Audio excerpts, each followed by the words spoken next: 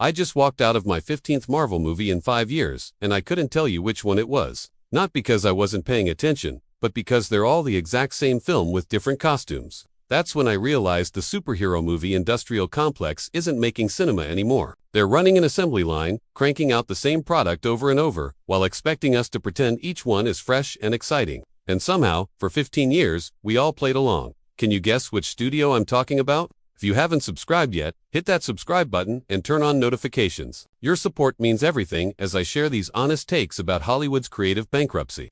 My name is Jordan, and I'm a 30-year-old who has spent literally hundreds of hours watching superhero movies. I was there opening night for Iron Man in 2008. I witnessed the birth of the Marvel Cinematic Universe. I bought into the promise that these films would build something special, something interconnected and meaningful. For a while, it worked. But somewhere between Avengers Endgame in 2019 and now, the whole thing collapsed into a repetitive, exhausting money grab, and the numbers prove it. For the first time since 2011, not a single superhero movie in 2025 crossed $700 million globally. Captain America: Brave New World stalled at $415 million. Thunderbolts limped to $382 million. Fantastic Four managed $490 million. Even Superman, which was supposed to save the genre, only hit $604 million. These are characters that used to guarantee billion-dollar box office returns. Now they're barely breaking even. Everyone's calling it superhero fatigue, and they're right, but it's not fatigue from superheroes themselves. It's fatigue from watching the exact same movie 70 times with minor cosmetic changes. If McDonald's served you the same burger every single day for 15 years, but changed the wrapper color and told you it was a completely different meal, you'd eventually get tired of it too. That's what Marvel and DC have been doing. Let me break down the formula that every single superhero movie follows. Act 1. Introduce the hero. They're either getting their powers for the first time or dealing with the aftermath of the last movie's events. There's a personal crisis, usually related to identity or purpose. They meet the supporting cast, establish some quippy banter, and set up the main conflict. Act 2. The hero faces challenges. They fight the villain a few times but lose or barely escape. There's a low point where they question whether they can succeed. Usually someone gives them a pep talk about believing in themselves. Act 3. The big CGI battle. The hero rallies, fights the villain in a visually spectacular but emotionally hollow showdown, wins through determination and friendship, and sets up the next movie in a post-credits scene. That's it. That's every superhero movie. The details change. The costumes are different, the specific powers vary, but the structure is identical. And within that structure, the same beats happen at the same time.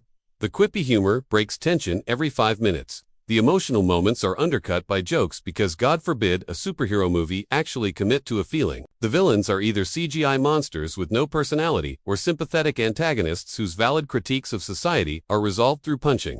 The visual language is identical too. Every fight scene is shot the same way. Quick cuts, shaky cam, CGI spectacle, overwhelming any sense of physical stakes. The color grading is the same muddy palette of grays and blues with occasional splashes of whatever color represents the hero's powers. The action set pieces always culminate in some giant structure getting destroyed while civilians run in terror. Cities are leveled regularly and rebuilt between movies with no consequences or acknowledgement. Even the character arcs are copy-pasted. The hero learns to believe in themselves. The sidekick learns they're stronger than they thought. The love interest exists to give the hero someone to save. The mentor figure dies or leaves to force the hero to stand alone. It's paint by numbers, storytelling dressed up in expensive special effects and marketed as groundbreaking cinema. I started noticing this around 2018. Before that, I genuinely enjoyed most Marvel movies. Iron Man was fresh and fun. The first Avengers movie was exciting because we'd never seen a crossover like that before. Winter Soldier felt different, more grounded. Guardians of the Galaxy had a unique tone. There was variety within the formula, enough to make each film feel somewhat distinct. But after Endgame, something changed. Marvel pumped out over 100 hours of content in just a few years, compared to 50 hours in the entire decade before that. And with that increased output came decreased quality and creativity. Every new movie and show felt like it was checking boxes on a corporate-mandated list rather than trying to tell an actual story. Phase 4 was a mess of interconnected nonsense, where nothing mattered and everything was setting up 5 other things that also wouldn't matter. DC wasn't any better. They've rebooted their universe 3 times in the last decade, desperately trying to recapture whatever magic Marvel had while also copying Marvel's homework. Every DC movie either tries to be Marvel-style quippy or goes grimdark, serious, with no middle ground. They announced a new Superman movie that's supposed to launch yet another fresh start for the DC universe, and I genuinely couldn't care less. The problem isn't just that they're making too many superhero movies, though they absolutely are. The problem is that every single one follows the exact same template. There is no room for creativity or risk-taking or trying something genuinely different because the formula is what is safe and what is proven to work, at least until it stopped working. Look at the Batman from 2022. That movie succeeded because it didn't try to be a Marvel movie. It was a noir detective thriller that happened to feature Batman. It had a distinct visual style, a unique tone, and actual themes it wanted to explore. It trusted the audience to sit with uncomfortable emotions instead of undercutting everything with quips. That movie made money and got critical acclaim because it dared to be different. But that's the exception, not the rule. Most superhero movies are terrified of standing out. They're designed by committee to appeal to the broadest possible audience, which means they can't be too dark or too weird or too challenging. They have to be safe, predictable, and easily digestible. And that works for a while, until audiences realize they're watching the same thing over and over. The moment I truly understood how creatively bankrupt the genre had become was watching Ant-Man and the Wasp: Quantumania. That movie had an interesting premise, exploring the quantum realm with trippy visuals and weird concepts. But within 20 minutes, it had devolved into the exact same formula. Hero gets separated from allies, faces overwhelming odds, quips through danger, has a pep talk moment, wins the big CGI battle, sets up the next movie. I could have written the entire plot before walking into the theater just by knowing it was a Marvel movie. And the Marvels was even worse. That film barely tried to be its own story. It was just set up for other movies and shows, with the actual plot feeling like an afterthought. The characters never got room to breathe or develop because the movie was too busy servicing the larger MCU continuity that nobody cares about anymore. This is the fundamental problem with the Marvel approach to filmmaking. Every movie has to connect to every other movie. Every character has to show up in multiple films. Every story is just a chapter in a larger narrative that never ends and never reaches a satisfying conclusion because there is always another movie coming. It's exhausting to keep up with, and it makes individual films feel meaningless because nothing is ever truly resolved. When I tell people I'm done with superhero movies, they always ask about the exceptions. What about Guardians of the Galaxy? What about Logan? What about And yes, those films are better than the average superhero movie because their directors fought for creative vision and managed to make something distinct within the constraints of the genre. But they're outliers, and they prove the rule. The vast majority of superhero films are assembly line products with no personality or artistic vision.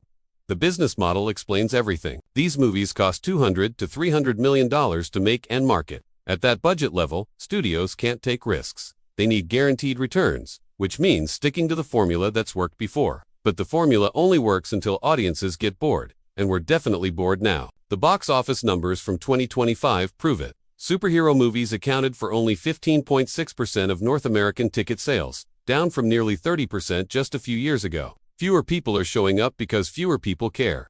We've seen this story 70 times. We know exactly how it's going to play out. Why spend $20 on a ticket when we can wait 6 weeks and watch it at home while doing laundry? Even the filmmakers are admitting there's a problem. Kevin Feige, the architect of the MCU, said they made too much content too quickly. James Gunn, who's now running DC, said that superhero movies become just a bunch of nonsense on screen when they don't have real stories at their core. They know they're churning out derivative content, but the machine is too big to stop. There are projects already greenlit, actors under contract, release dates scheduled years in advance.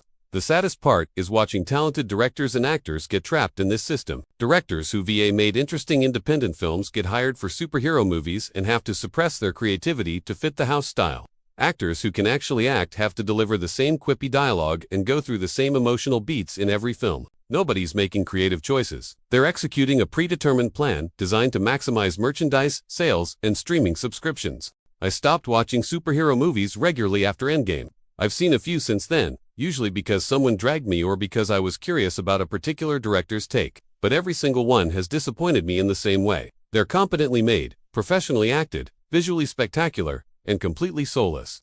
They're products, not films. They exist to fill a release schedule and generate revenue, not to tell meaningful stories or explore interesting ideas. The discourse around superhero fatigue is exhausting too. Every time someone criticizes these films, fans jump to defend them by citing box office numbers or fan scores. But the numbers are declining. The audiences are shrinking. More people are feeling what I've felt for years now, that these movies are all the same and none of them are worth the time investment anymore. What really bothers me is how superhero movies have warped Hollywood's entire approach to filmmaking. Studios see the success Marvel had and try to replicate it in every genre. Every franchise now has to be a cinematic universe with interconnected stories and post-credit scenes. Every movie has to set up sequels instead of telling complete stories. Every film has to hit the same beats at the same time because that's what the algorithm says works. Mid-budget original films barely get made anymore because studios would rather invest in superhero IP that comes with built-in audiences. Talented filmmakers who want to make personal, idiosyncratic movies have to either work in independent cinema with tiny budgets or accept work for hire. Gigs on superhero films where their vision will be compromised. The entire industry has oriented itself around this one genre. And now that the genre is collapsing, Hollywood doesn't know what to do. I want to be clear, I don't hate superheroes. I grew up reading comics. I love these characters.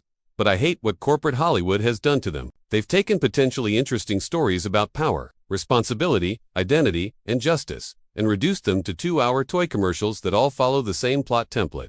If superhero movies are going to survive, they need to stop being superhero movies and start being actual films that happen to feature superheroes. They need directors with vision who are allowed to take risks. They need scripts that care more about character and theme than setting up the next installment. They need stakes that matter and consequences that last beyond one film. They need to trust audiences to handle complexity and ambiguity instead of spoon-feeding us the same easily digestible narrative every time. But I don't think that's going to happen. The machine is too entrenched. There are too many billions of dollars invested. Too many jobs dependent on keeping the assembly line running. So they'll keep making the same film over and over, changing the costumes and tweaking the marketing, hoping audiences don't notice that we've seen this exact movie a dozen times before. I'm done pretending these movies are good or interesting or worth my time. I'm done with the endless crossovers and team-ups and multiverses. I'm done with quippy dialogue undercutting every emotional moment. I'm done with CGI spectacle replacing actual storytelling. I'm done with 2-hour commercials for streaming shows I won't watch. I'm just done. So yes, I hate superhero movies. Not because I hate the genre or the characters, but because Hollywood has killed any creativity or artistic merit they might have had by forcing them all into the exact same template. Stop making the same film. Try something different. Trust your audience. Tell actual stories. Or just stop making them entirely and let some other genre have a chance. Life's too short to watch the same movie 70 times just because they changed the costume colors. There's so much great cinema out there, films that take risks and challenge audiences and have something real to say. But you won't find any of it in the superhero section. You'll just find the same movie you've already seen, packaged slightly differently and marketed as essential viewing. I'm choosing to spend my time elsewhere. And based on those 2025 box office numbers, millions of other people are making the same choice. Superhero fatigue is real, and it is not going away until Hollywood stops insulting our intelligence by pretending these assembly line products are groundbreaking cinema. The golden age is over. And honestly, maybe now we can get back to making actual movies instead of corporate IP exercises. That's my hope anyway. But I'm not holding my breath.